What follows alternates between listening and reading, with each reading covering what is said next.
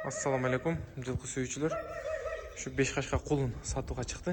Аксы району, Кербен шаары.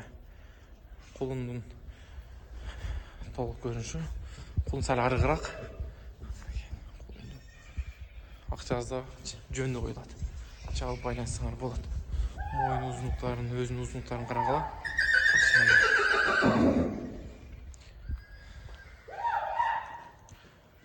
Доставкалар бар. Кыргызстан ичи. Киличка Барезген. Омуролору тайсал арыгыраак.